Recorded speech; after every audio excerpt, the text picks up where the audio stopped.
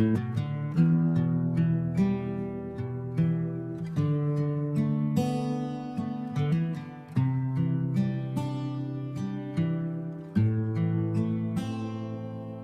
សុវត្ថិភាពបងចាស់ហើយក៏មានធូលីដីជាប់កំដៅថ្ងៃហួតញើហូរចូលក្នុងភ្នែកបងផ្សាជិះម៉ូតូដុបការបុកកំដៅកាត់ទឹកភ្លៀងកណ្ដាលផ្លូវ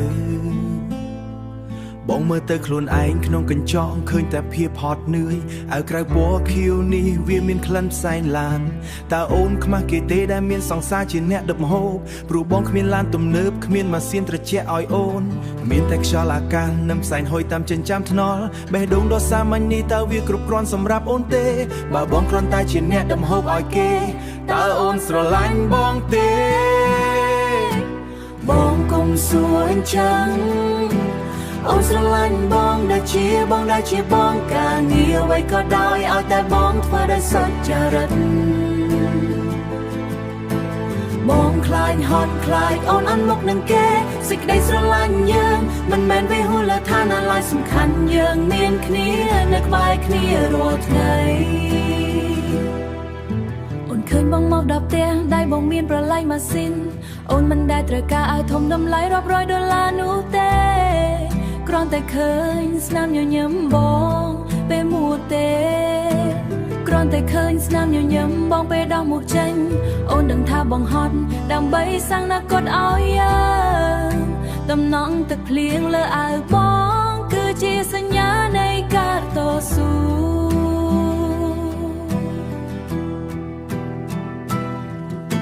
អូដឺ1អូដឺ2បងជីកាត់តាមផ្លូវបត់បែនមិនថាជួបស្ទះចរាចរណ៍ឬក៏មេឃកំពុងតែរាំងបងបដោតលើផ្លូវខាងមុខព្រោះដឹងថាអូននៅផ្ទះលុយដែលបងរកបានគឺមកពីកម្លាំងញើសឈាមសរសើរទោះបីអ្នកដទៃមើលងាយក៏បងមិនដែលតូចចិត្តឲ្យទៅពេលត្រឡប់មកវិញមានអូនចាំលើកទឹកចិត្តជីវិតអ្នកមហោបមិនមែនស្រួលដូចគេគិតតែបងពេញចិត្តនឹងធ្វើព្រោះក្តីស្រឡាញ់ពិតបងសន្យាថានឹងខំប្រឹងទៅឲ្យអូនពិបាកអូននឹងនៅទីនេះចាំផ្ដំឡើងចិត្តឲ្យបងជានិញទោះបីផ្លូវខាងមុខត្រូវហែលឆ្លងខ្ចប់ឈូយើងនឹងកាន់ដៃគ្នាដើរទៅមុខមិនរៀថ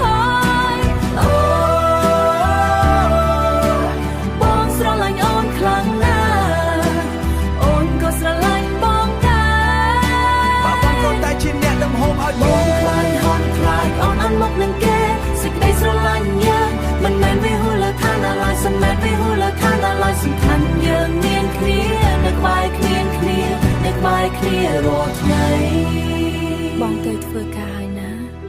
ជីម៉ូតូប្រយ័ត្នប្រយែងផងបងស្រឡាញ់បងស្រឡាញ់អូន